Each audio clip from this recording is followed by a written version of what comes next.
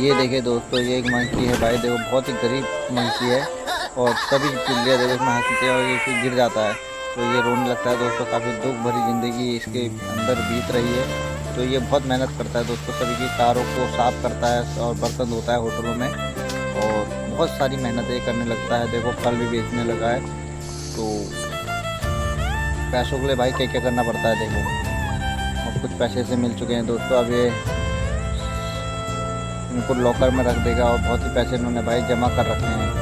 तो एक नई बाइक लेने जाता है दोस्तों और सभी लोग इसे देख के खुश हो जाते हैं।